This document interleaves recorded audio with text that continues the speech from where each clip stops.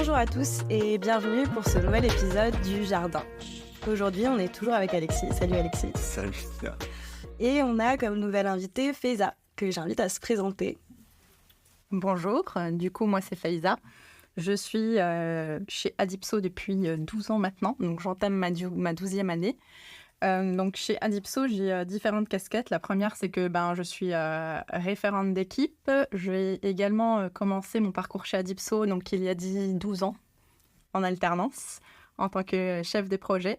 Et je suis passée donc par de la gestion de projet pendant quelques années, de la direction de projet et ensuite référente. Et j'ai toujours à côté certaines missions effectivement de gestion de projet. Et pour finir, ce que je peux dire, c'est que ça fait 1 an que je suis associée d'Adipso. Voilà pour ma présentation. Super, génial. Du coup, je rebondis sur ta présentation. Aujourd'hui, on va parler d'un sujet qui est le référent d'équipe.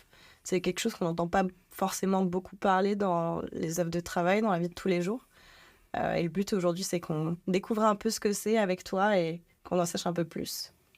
Ok. Alors, pour parler du référent d'équipe, je pense qu'il faut commencer aussi par expliquer qu'on a différents métiers et activités au sein de l'agence. Donc, on va travailler sur différentes thématiques, des fois qui vont se mettre autour de technologies. Donc, on va travailler notamment sur des sujets qui sont l'e-commerce, on va travailler sur de l'e-marketing, on va travailler sur du développement d'applications et bien d'autres thématiques. Et en gros, à un moment dans la réflexion, a été amené le fait de penser un petit peu chaque activité comme des business units. Donc, une business unit, c'est finalement concentrer toute une activité autour d'une thématique et offrir à la personne en charge finalement de cette business unit et des personnes qui la constituent une certaine liberté pour s'autogérer finalement à tous les niveaux, que ce soit en termes de ressources humaines, de choix de projet, d'organisation, de méthodologie, de process, et vraiment pouvoir vivre comme une entité, j'ai envie de dire, indépendante mais rattachée à un groupe qui est Adipso aujourd'hui. Et donc dans cette thématique-là, on a monté finalement des équipes autour de différentes thématiques que j'ai évoquées tout à l'heure. Et l'idée, c'est qu'à la tête de chacune de ces thématiques, donc business unit, on a un référent d'équipe. Donc, qu'est-ce que c'est un référent d'équipe ? Finalement, un référent d'équipe, c'est une personne qui est responsable de cette business unit et qui a comme mission de veiller à l'aspect humain, à l'aspect financier, à la qualité. Et tout cela dans les valeurs du groupe Adipso. Je vais souvent reparler des valeurs aussi parce que je pense que c'est le fil conducteur un petit peu de tout ça et qui fait que ces business units peuvent fonctionner même si elles n'ont pas les mêmes process, même si elles ont des organisations différentes. Le fait d'être rattaché à un tronc commun qui sont les valeurs du groupe, ça permet d'avoir une unité, une homogénéité dans l'activité.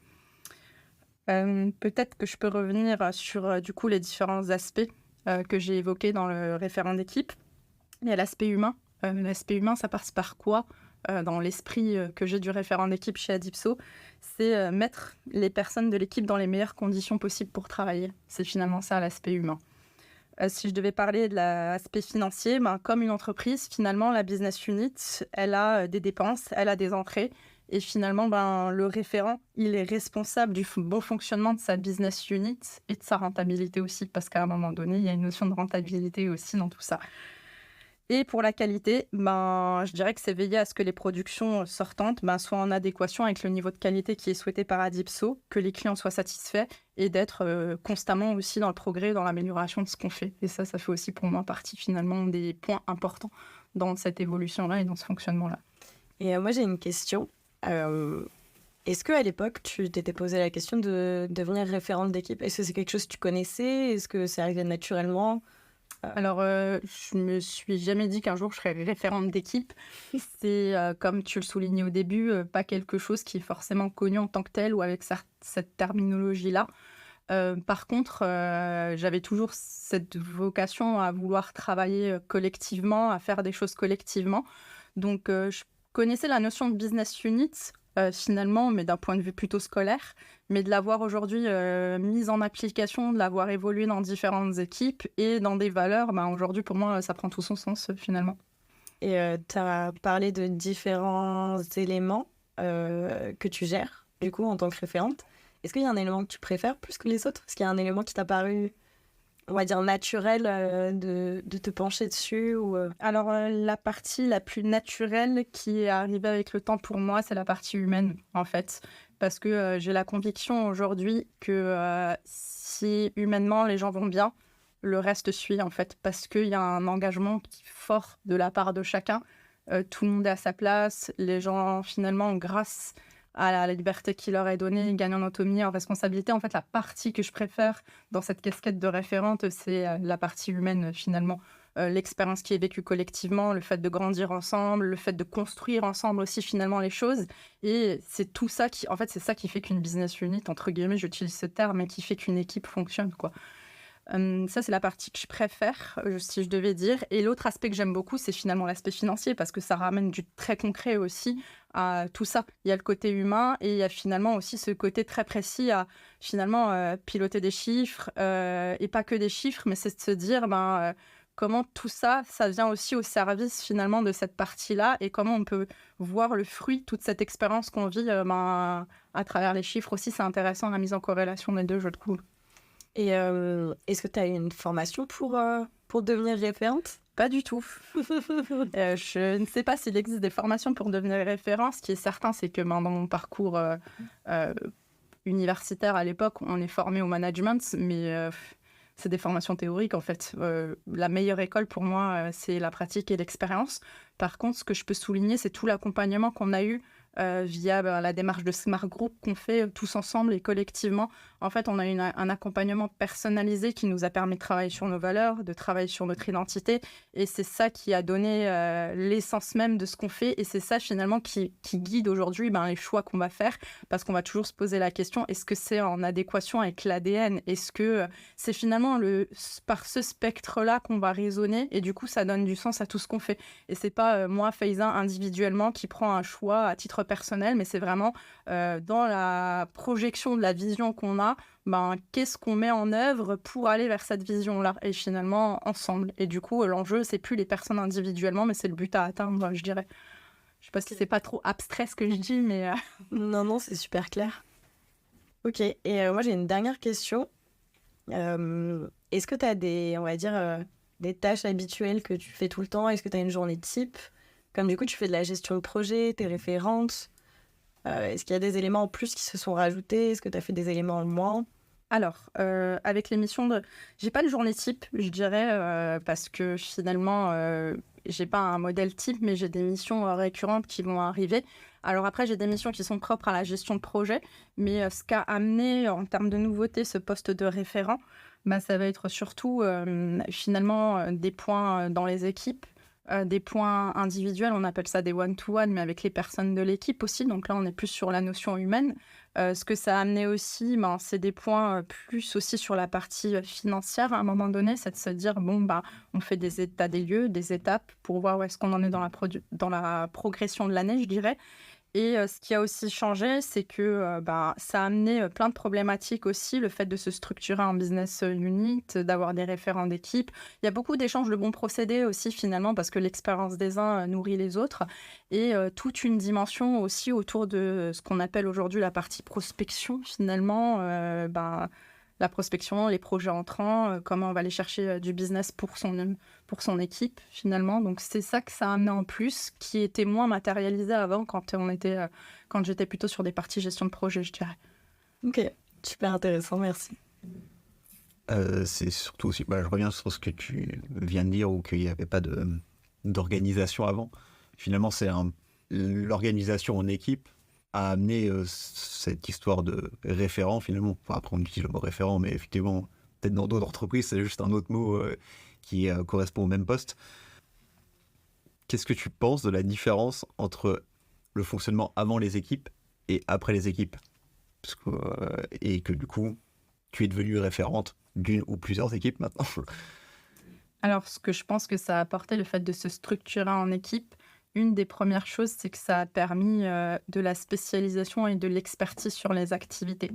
En fait, le fait de se constituer en équipe, ça a permis de se dire, finalement, de recentrer les métiers sur lesquels on veut travailler, de sonder les personnes aussi, parce qu'à un moment donné, les personnes ont pu se positionner sur leurs affinités ou sur leur choix de vouloir être sur plusieurs activités différentes. Et certains ont pu vraiment se spécialiser et ça a permis d'octroyer plein de choses en termes de se dire on a du temps d'R&D sur ces sujets précis et d'aller beaucoup plus loin dans la compétence, dans la qualité finalement de ce qu'on délivre et dans le fait de rester toujours aussi au fait de l'évolution du marché, de ce qui sort. Dans nos métiers, c'est important finalement de rester dans la course, si je peux dire ça comme ça, parce que les technologies, elles bougent tout le temps. Et donc, je trouve que ça amenait ce côté expertise, ce côté structure, et cette visibilité aussi finalement en termes de comment je peux dire ça, cette visibilité sur toute la partie production en tant que telle, peut-être aussi finalement production, carnet de commandes, ça permet aussi de mieux identifier aussi les endroits où il y avait de l'optimisation à faire et de l'organisation et des endroits où ça marchait bien et pourquoi là ça marche bien et comment on peut bénéficier de ce qui marche bien dans d'autres équipes. Donc ça a vraiment aidé à ça et aidé à se développer, je dirais. Avant, tout était un peu noyé dans la masse et Exactement. on ne pouvait pas ressortir ce qui allait bien ou pas bien. Exactement. Et du coup, quand on t'a proposé le poste de référent, je ne sais pas comment ça s'est fait, mais est-ce que t'as eu peur, t'as stressé, tu t'es dit non, je vais pas le faire, oui, je vais le faire, ou je me sens capable de le faire, ou c'est un nouveau truc que je vais devoir apprendre? Alors, ça s'est fait assez naturellement. Je pense pas qu'il y ait une proposition officielle finalement. Ça s'est fait assez naturellement et c'était dans la continuité des choses. J'ai pas eu peur, au contraire, j'ai vu ça comme un beau challenge. Et en fait, voyant le bien que ça pouvait apporter et tout ce que ça soulevait comme chose positive, en fait, non, au contraire. J'étais plutôt vachement contente et reconnaissante qu'on me propose d'aller sur ces sujets-là. Et pour moi, c'était c'était tirer tout le groupe vers une nouvelle dimension, parce que qui dit une meilleure organisation, une meilleure visibilité, des gens qui s'épanouissent, ça peut que forcément amener du bien à l'entreprise. Donc pour moi, c'était presque une évidence de me dire que c'est de s'organiser comme ça et d'aller plus loin, quoi, en fait. Du coup, tu disais tout à l'heure pendant ta présentation que tu avais plusieurs rôles finalement chez Addipso. Comment tu arrives à séparer tous tes rôles par exemple, entre chef de projet et référent? Parfois, là, on va dire, la frontière peut être floue. Est-ce que c'est simple à faire ou est-ce que tu arrives à changer de casquette facilement?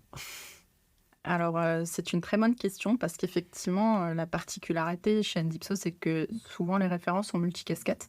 Dans mon cas, j'ai cette casquette de gestion de projet, j'ai cette casquette de référent et j'ai aussi cette casquette d'associé. Alors au départ, quand j'ai commencé, c'était pas évident la frontière entre les trois parce que tout vient un peu potentiellement selon les sujets se mélanger. Avec le temps finalement et en échangeant sur les problématiques rencontrées avec les autres profils qui sont au même poste ou des fois avec d'autres personnes, au fur et à mesure, j'ai eu la possibilité d'identifier quel type de sujet va plutôt appeler à quelle partie. Et ce que je pourrais dire, c'est que finalement, ce qui ressort de tout ça, c'est pas tant quelle casquette j'ai à quel moment, mais c'est plutôt se rappeler que je reste un individu à part entière et que dans cette situation, ça fait appel à quelle partie de moi finalement pour pouvoir travailler dessus. Je sais que quand je travaille, et des fois la frontière elle est mince parce que quand je vais travailler sur des chiffres, bien évidemment qu'il y a la référente d'équipe qui a envie d'atteindre les objectifs qu'on s'est fixés avec l'équipe. Et à côté de ça, il y a toujours l'associé aussi qui vient s'incruster dans la réflexion, si je peux dire. Donc, il n'y a pas une séparation franche des sujets, mais en fonction des typologies où je vais être consultée, je sais à quoi ça fait appel plus ou moins chez moi. Quand je fais de la gestion de projet, c'est un peu plus facile parce que finalement, alors même si quand tu fais de la gestion de projet, tu veux toujours que le projet soit réussi et le projet, quand tu veux qu'il soit réussi, c'est toutes les facettes de moi qui veulent que le projet soit réussi. Donc c'est pour ça que je dis que des fois, en fait, il n'y a pas une séparation franche à faire parce que sinon, il y aura une forme de névrose, je me dirais, à me dire, là, je dois être comme ça, mais c'est plutôt de se dire à quelles compétences telle mission fait appel. Et c'est plutôt ça que je vais essayer de mobiliser, du coup, en fonction des moments. Mais j'ai pas une séparation franche où je me dis, là, dans ces moments, je suis l'associée. Là, je suis la référente. Par contre, ce qui peut arriver, effectivement, c'est que je sais que quand je suis dans des animations quand on se rencontre autour de nos équipes, là, je suis pleinement dans mon rôle de référente d'équipe. Et c'est pas la chef de projet qui va venir prendre la parole, par exemple. Là, j'arrive à être pleinement identifiée dans mon rôle. Mais l'associé, elle est jamais très loin. Donc, c'est un peu un... Je pense que je dirais que plutôt, c'est la compétence qui est appelée en fonction des sujets. Ouais, parce que, du coup, ma question n'était pas forcément par rapport au moment, mais par rapport aux missions où, on va dire que dans l'équipe e-commerce, t'es uniquement référente, alors que dans l'équipe WordPress, t'es référente et chef de projet. Donc, à quel moment, alors t'as plus l'habitude d'être référente et chef de projet, parce que c'était ça avant dans l'équipe WordPress, à quel moment tu te dis, bah là, dans l'équipe e-commerce, je vais trop sur de la gestion de projet, il faut que je me limite à ça, par exemple, en tant que référente uniquement. Et alors, je ne veux pas dire inversement dans l'équipe WordPress parce que tu fais les deux rôles, mais C'est un bon exemple. Effectivement, dans l'équipe e-commerce, je vais savoir, la frontière, ça va être l'opérationnel. Techniquement, je ne suis pas censée, en tant que référente, rentrer dans des tâches opérationnelles. Moi, mon rôle, ça va être plutôt de m'assurer que les personnes ont des bonnes conditions de travail, que les missions soient claires, être disponible en cas de besoin, s'il y a des questions, s'il y a des sujets sur lesquels il faut trancher. Et c'est là que je vais me positionner en tant que référente. Dès que je rentre dans trop d'opérationnel, je sais que potentiellement, là, je peux basculer dans quelque chose qui ressemble à de la gestion de projet. C'est là qu'est la frontière, à mon sens. Ok, et moi j'ai une question. Est-ce que y a des problématiques que tu as rencontrées en tant que référente que tu ne rencontrais pas en tant que chef de projet et sur lesquelles tu t'es dit ah bah ça c'est nouveau, comment je vais le résoudre, qu'est-ce que je vais faire avec et comment tu t'en es sorti si ça t'est arrivé? Il y a un défi constant que j'avais pas avant, c'est de me dire que finalement il y a cette volonté, pour ma part en tout cas, d'avoir des équipes qui soient sereines, et je le redirai jamais assez, sereines et dans des bonnes conditions de travail. Et donc, qu'est-ce que ça a amené quand je suis passée référente et finalement, à un moment donné aussi associée, mais on va rester sur le sujet référent, j'ai pris conscience de toute la dimension du fonctionnement d'une entreprise, dans le sens où finalement, être référente, ça veut dire faire des choix, recruter ou pas. Conserver une personne dans l'équipe et se poser la question de la charge. Est-ce qu'on est en capacité finalement de pouvoir recruter quelqu'un factuellement?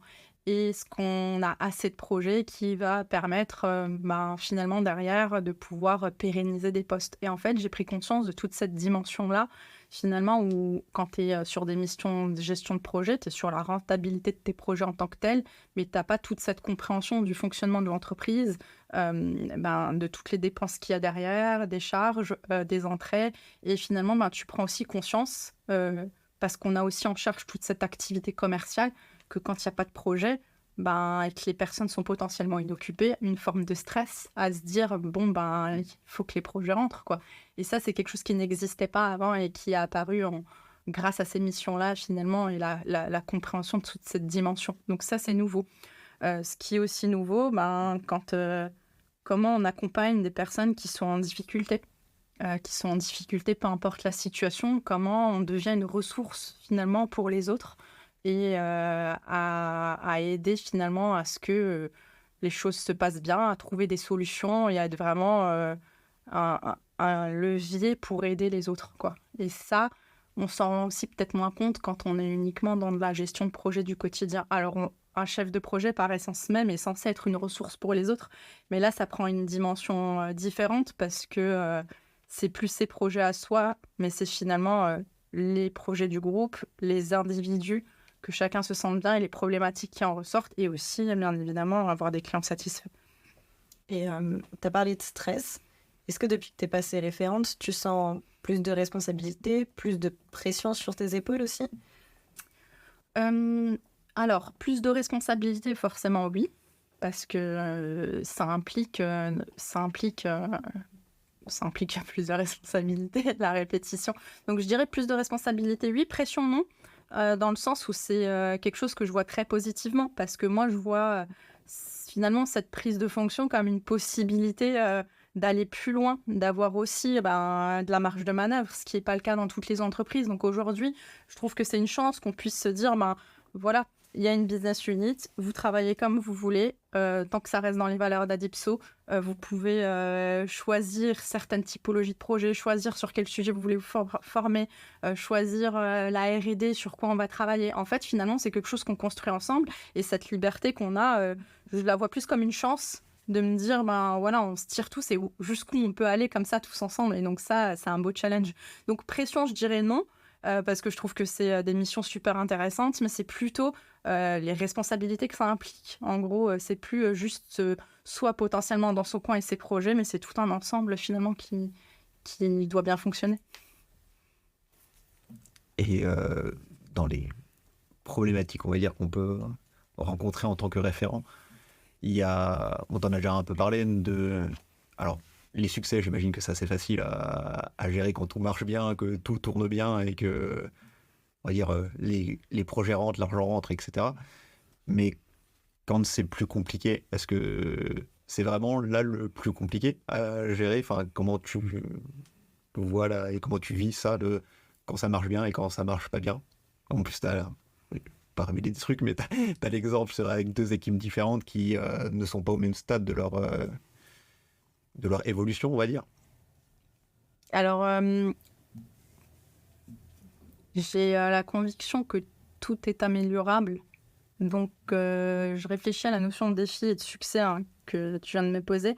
Je pense que le défi, finalement, c'est de réussir à faire fonctionner. Enfin, fonctionner, c'est un terme plutôt technique, mais je dirais à faire en sorte qu'on atteigne les objectifs qu'on se fixe chaque année. Donc, il y a les objectifs qu'on se fixe dans l'équipe, il y a les objectifs aussi de l'entreprise. Pour moi, le succès, c'est de voir une équipe qui est sereine, qui est autonome, qui a le sourire en atteignant les objectifs. C'est de me dire que je vois les membres de l'équipe s'épanouir, je les vois prendre des responsabilités, je les vois aller en autonomie. La plus belle preuve que je peux avoir de succès, c'est des personnes qui viennent me voir pour aller sur des missions qu'ils n'ont jamais faites de leur vie, en fait. Et là, je me dis, il y a un truc, quand on vient me voir pour me dire, bah voilà, j'ai vu que il y avait tel sujet qui se faisait, j'aimerais bien travailler là-dessus, j'ai conscience que c'est pas dans mon parcours de base, mais j'aimerais me former. Pour moi, ça, c'est une belle forme de succès. Je dirais pas qu'il y a des échecs, en fait. Enfin, moi, je les vis pas comme des échecs. Aujourd'hui, je vois plus des sources de progrès. Je me dis, ben, il y a un endroit où ça pêche, ben, qu'est-ce qu'on met comme ingrédient pour transformer ça et pour avancer dans une meilleure direction. Et je me dis qu'en mettant de l'attention sur un sujet, de la bonne attention et les bonnes personnes, en fait, les choses, elles peuvent que s'améliorer. Donc, finalement, ce qui se passe aujourd'hui, je les vois pas comme des échecs. On pourrait penser que certaines situations sont des échecs, mais moi, je les vois pas comme des échecs, je les vois comme source de progrès. Donc, c'est un peu ma vision de la chose. Je sais pas si ça répond à la question, si je suis pas un peu à côté, mais...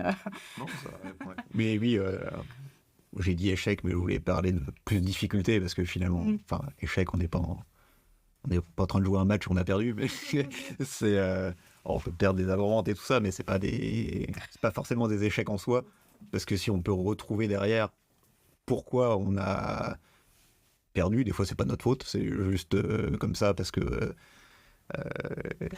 le client a choisi autre chose pour des raisons qui ne nous incombent pas. Mais par exemple, même quand finalement on perd une avant-vente, on peut apprendre de ça et pour s'améliorer pour la suite. Bah, complètement, je pense qu'effectivement, l'avant-vente, c'est un bon exemple. On pourrait percevoir ça comme un échec parce que factuellement, le projet est perdu et on ne l'a pas gagné.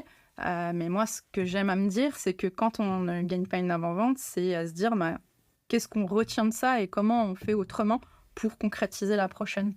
Essayer d'aller chercher de l'info. On ne l'a pas toujours, on ne sait pas toujours pourquoi on perd une avant-vente, mais on a aussi conscience souvent d'où le bas a blessé à certains endroits. Et c'est notre capacité à rebondir et à se servir de cette expérience pour ne pas reproduire les mêmes choses, en fait. Et c'est là, je trouve que y a une subtilité et que je ne parle pas d'échec, du coup, et plutôt de progression. C'est une belle manière de voir les choses. Et je me demandais, pour toi, qu'est-ce que tu penses que c'est un bon référent? Est-ce que tu penses que ça doit avoir des qualités spéciales, des compétences particulières? Est-ce que tu penses qu'il y a des personnes qui sont peut-être plus adaptées pour le faire que d'autres? Est-ce que tu penses qu'une personne qui a fait un tout autre métier avant pourrait y arriver aussi? Désolée, il y a beaucoup de questions en ligne. Alors, je vais recentrer en disant qu'est-ce qui fait un bon référent. Alors, je pense qu'il n'y a pas de formation scolaire qui va faire sortir des référents parfait. Et je pense pas qu'il y ait de formation de toute façon pour faire un bon référent. Ce que je pense par contre, c'est qu'il y a effectivement potentiellement, en tout cas moi ce que je vois, certaines qualités, on va prendre déjà l'exemple de chez Dipso, chaque référent est différent, mais il y a un tronc commun. Donc si je devais essayer de qualifier qu'est-ce qu'un bon référent, je dirais que ce que je verrais déjà, la première chose, c'est la fiabilité. Pourquoi la fiabilité ? Pour moi, un bon référent, c'est quelqu'un en qui on peut avoir confiance, aussi bien du côté de l'équipe, mais que du côté de la direction et que du côté des clients. Donc ça, c'est une des premières qualités que je verrais. Donc quelqu'un en qui on peut avoir confiance, quelqu'un qui est à l'écoute des autres, quelqu'un qui est débrouillard et plein de ressources. Pourquoi ? Parce qu'à mon sens, il faut pouvoir, en tant que référent, avoir une forte prise de recul à certains moments en fonction des situations pour trouver des solutions ou proposer de nouvelles choses. Donc ça, pour moi, c'est quelque chose qui qualifierait un bon référent. Pour moi, un bon référent, ça tire les autres vers le haut. C'est quelqu'un qui a la niaque. Donc on doit pouvoir compter sur elle ou sur lui. C'est quelqu'un qui a la tête sur les épaules. Il y a une partie, je pense, où il faut de la rigueur, notamment pour toute la partie financière. Pour l'équipe, c'est important. Il faut une certaine rigueur. Et je finirai par dire qu'un bon référent incarne les valeurs d'Adipso. Donc les valeurs d'Adipso, je peux en reparler. On a le progrès, la liberté, l'enthousiasme, la bienveillance, et on pourrait revenir dessus plus en détail, et la fiabilité que j'ai déjà citée. Donc en fait, en disant ça, je me rends compte qu'il n'y a pas une formation spécifique à avoir. N'importe quel être humain, finalement, pourrait être référent, selon moi. C'est plutôt, je dirais, des qualités finalement humaines qui sont mises en avant plutôt qu'une formation, je dirais. Si je devais l'amener comme ça. Il y a bien sûr certaines compétences à avoir, mais finalement, c'est pas forcément, si je devais prendre l'exemple, c'est pas forcément un chef de projet qui devient référent. Un profil technique pourrait être un référent. Un profil créa pourrait être référent à un moment donné, à mon sens. Si je devais le dire comme ça pour répondre à la question. Donc, c'est pas inhérent à un métier au préalable, mais c'est plutôt des qualités qui vont faire qu'une personne pourrait passer référente à un moment donné. Et je ne l'ai pas évoqué, mais ça me semble évident. Il y a aussi une certaine notion de communication, je pense, pour être un bon référent. Ouais. Alors, je ne dis pas qu'il n'existe pas des référents qui n'ont pas les qualités que je viens de citer. Ils en ont sûrement d'autres que je n'ai pas citées. Ce n'est pas exhaustif. Mais comme ça, moi, si je devais les condenser, c'est ce que je ferais ressortir, en tout cas, des qualités que je verrais auprès des différents référents que j'ai pu rencontrer chez Adipso. Et ça paraît bête, mais tu dis que c'est arrivé naturellement. Mais je me pose la question, est-ce que tu penses qu'aujourd'hui, il y a des...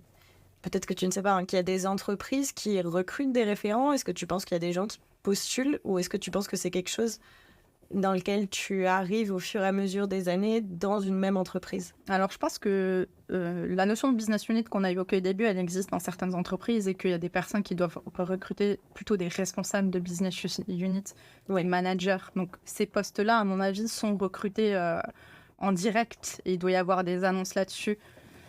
Mais ce que je dirais, c'est qu'à mon sens, le parcours où c'est naturel, ça me semble plus logique parce que finalement, il y a un chemin qui est fait, il y a une compréhension de l'entreprise dans laquelle on est, du fonctionnement qui fait que, il y a un accompagnement, j'ai envie de dire presque.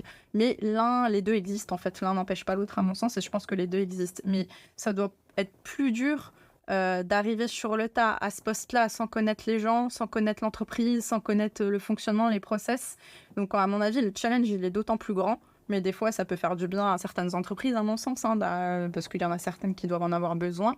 Mais dans le cadre d'Adipso, ça nous ressemble plus, je dirais, d'avoir des choses qui se font assez naturellement avec le temps et que des personnes, finalement, évoluent dans ce sens-là et finalement se retrouvent. C'est presque une évidence, j'ai envie de dire, à un moment donné. Donc voilà. Surtout par rapport à ça, je trouve que c'est plus naturel d'avoir quelqu'un qui évolue, d'un poste, on va dire, classique à du management finalement, plutôt que quelqu'un qui arrive de nulle part et du coup, comme tu dis, qui va arriver comme ça et du coup, il n'a aucune culture d'entreprise. Alors certes, il peut être très bon, mais manager, tu peux apprendre le management, mais bon, quand tu arrives, finalement, c'est humain le management, alors du coup, tu peux apprendre tout ce que tu veux si tu arrives à la tête d'une équipe. Aussi, par rapport à l'équipe, tu peux être vu comme un mec qui arrive et qui va l'équipe ne sait pas à quoi elle va avoir affaire, alors que si tu as vécu dans l'équipe déjà de base avant, dans l'entreprise, on va dire, on te connaît déjà à peu près. Et aussi, je pense que pour une entreprise, il vaut mieux faire progresser quelqu'un comme ça, enfin faire évoluer quelqu'un. Ramener quelqu'un de l'extérieur, c'est peut-être plus quand tu as un problème et que du coup, il faut remettre de l'ordre, on va dire, entre guillemets, dans une équipe ou remonter quelque chose et que t'as pas la ressource en interne et que du coup, là, tu vas aller chercher quelqu'un d'extérieur. Mais c'est vrai que, enfin, on va dire, c'est peut-être comme si tu voyais quelqu'un arriver du jour au lendemain comme ça et puis bon, vas-y, maintenant, jour 1, je suis le référent de telle équipe. C'est bon. C'est un peu bizarre comme ça. Déjà, il y a toute la période d'adaptation, de tout reprendre en termes de projet, d'apprendre à connaître les gens. C'est assez compliqué, quoi. Tout comme quelqu'un peut être très compétent dans son métier, mais pas manager. Ouais. L'un ne va pas forcément avec l'autre. Donc, l'évolution, c'est l'évolution quand on en a envie, bien évidemment. Parce que parachuter, c'est des erreurs qui ont pu être faites dans d'autres entreprises. Parachuter des personnes très compétentes à des missions de référent avec beaucoup d'humains, et ben finalement, si c'est pas un souhait de la personne, c'est difficile. Et du coup, la transmission, c'est pas aussi évident non plus. Je parle de transmission, mais ce que je veux dire, cet aspect humain, finalement, c'est pas quelque chose. Je pense qu'il y a il y a certaines prédispositions à un moment donné, finalement. Alors, bien évidemment, il y a plein de choses qui s'apprennent, il y a des choses qui évoluent avec le temps, mais la conviction que j'ai, c'est qu'on force pas, et jamais dans aucune situation, quelqu'un à prendre un poste, finalement, même s'il est très bon, où ça répond pas à une partie de sa personnalité, quoi. Mais ça se voit souvent en dev, où le dev le plus vieux devient le lead dev, alors qu'il a rien demandé, il veut juste faire du dev, etc. Et il n'a pas cette appétence pour faire du management et tout ça, et que généralement, bon, c'est le dev senior qui est le lead dev, alors que forcément, il y a peut-être un dev plus junior qui a plus de... comment dire qui a plus ça en lui, on va dire, et qui pourrait plus prendre cette place, alors que finalement, les entreprises, elles font un peu, bon, bah, on met le plus vieux en lead et ça va se passer comme ça. Et même, j'ai envie de dire, ça s'est un peu passé comme ça aussi ici, où moi, j'ai un peu naturellement pris le lead au niveau des intés et tout ça, alors que Gaëtan, ça faisait je sais pas combien de temps qu'il était là, que même Mathieu qui est arrivé maintenant, il a déjà plus d'expérience que moi, techniquement. Et ça, c'est pas l'expérience qui a fait que t'as tel poste, quoi. Finalement, c'est la personne qui, soit par elle-même, elle se révèle, on va dire, toute seule, soit quelqu'un d'autre. Tu peux détecter chez quelqu'un que ouais, il y a ça, mais il se révèle pas tout seul, enfin, ou il ose pas demander ou prendre la place qui lui incombe. Je sais pas si ça se dit. Ouais, et je pense aussi que entre la gestion de projet et le référent, il y a un peu cette idée de directeur de projet, mais il manque la partie humaine que tu peux retrouver, je pense, du coup, dans le référent de projet. Complètement. Je pense que c'est plus, on va dire, c'est plus facile d'être chef de projet et de passer référent parce que tu as déjà ces notions d'un peu de management. Ouais. Alors que un directeur artistique ou un graphiste ou un dev, tu n'y penses peut-être pas tout de suite que ça peut devenir un référent, par exemple. Et tu as peut-être moins de facilité aussi à le devenir. Oui, je suis d'accord, je pense. Non, j'ai cette question à poser aussi, c'est que aujourd'hui, tu as un rôle qui est défini, qui est venu naturellement. Est-ce que tu penses que c'est... Tu as parlé de progression continue avant. Est-ce que tu penses que ça va toujours progresser de la même manière? Est-ce que tu as déjà des idées de ce qui pourrait arriver dans les années à suivre? Ou est-ce que vraiment c'est au feeling, en fonction des besoins et des problématiques que tu rencontres? Ce que je me dis, c'est que le fait d'être constitué en équipe, ça laisse beaucoup de flexibilité demain. S'il y a une opportunité finalement et qu'on a envie de monter sur une autre thématique ou un autre sujet, à pouvoir créer une nouvelle équipe ou aller vraiment sur une nouvelle expertise. Donc finalement, si je devais répondre à la question, je pense que c'est évolutif dans le sens où aujourd'hui rien n'est fermé et ça évoluera en fonction du marché finalement, dont on est très dépendant dans notre secteur d'activité. Je dirais que finalement, l'enjeu du référent dans le futur, pour moi en tout cas, ça va être de toujours continuer à mettre les équipes dans des bonnes conditions. Et là où c'est un challenge, c'est que tout le monde évolue dans le temps. Il y a des nouvelles générations qui arrivent aussi sur le marché du travail. Donc forcément, c'est challengeant parce que ça nécessite aussi de s'adapter aux évolutions et aux futures générations qui arrivent, mais aussi de continuer à accompagner les gens qui sont dans l'entreprise. Parce qu'il faut le rappeler, aujourd'hui, on a des gens qui sont en moyenne dans l'entreprise depuis plus de 10 ans. Donc, c'est aussi à comment, finalement, on accompagne les gens à évoluer dans leur carrière et à se dire, sauf ceux qui en ont envie, mais à pas qu'ils s'installent une certaine routine, mais comment son métier reste challengeant même 12 ans après. Et je pense que c'est aussi le rôle du référent d'accompagner ça. Donc pour moi, il y a toujours des enjeux à développer les compétences, développer son équipe et son expertise, parce que finalement, aujourd'hui, il y a une expertise e-commerce, mais l'e-commerce évolue. Donc comment on continue d'être bon dans ce qu'on fait, à se former finalement, et pour moi ça c'est aussi le rôle du référent. À un moment donné, comment j'identifie des endroits où il y a de la formation, j'accompagne les personnes là-dedans, donc finalement c'est comment on reste dans une dynamique de progrès pour continuer d'évoluer avec le marché, intégrer les enjeux du moment dans les équipes, et ça pour moi c'est sans fin, et heureusement. Donc voilà comment je le vois. Donc je pense pas que le métier là tout de suite aujourd'hui va changer en tant que tel, mais c'est plutôt la façon dont on l'exerce et la façon dont on intègre toutes ces composantes nouvelles et qui changent tout le temps. Et moi je sais pas dans 2 ans ou 3 ans comment ça va être. Peut-être qu'il y aura d'autres choses à intégrer que j'imagine même pas aujourd'hui. Se pose aussi la question, je veux pas rentrer dans ce débat, mais de tout ce qui arrive avec l'IA, aussi c'est comment repenser la façon dont on travaille, nos métiers, et il y a des vrais enjeux autour de ça, quoi. Voilà. Ok. Écoute, j'ai hâte de voir ce qui va se passer dans 2 ans. Moi aussi. De voir ce que tu seras devenu et ce que l'agence sera devenue. Parce que je pense qu'il y a des beaux objectifs et qu'il y a des belles choses qui peuvent arriver. Vu en tout cas tout ce que tu nous dis sur l'envie que vous avez d'évoluer. Et la vôtre, j'espère aussi. Nous sommes tous dans le même bateau. Non. Ouais. Et bien, je pense qu'on a fait le tour du sujet, ou en tout cas on en a déjà bien discuté, et tu nous as bien présenté le rôle de référent, Faiza. Merci d'être venue. C'est moi qui vous remercie pour cette invitation. Je suis très honorée d'avoir été sollicitée sur ce sujet. Et puis, avec grand plaisir pour revenir sur d'autres sujets si vous le souhaitez. Oui, je fais un placement, enfin, mais merci pour ce moment d'échange très intéressant. De rien, on te réinvitera si on a un sujet qui correspond, en tout cas. Enfin, on fait des choix de personnes comme ça, pas très réfléchis, des fois c'est un peu spontané, mais c'est pas grave.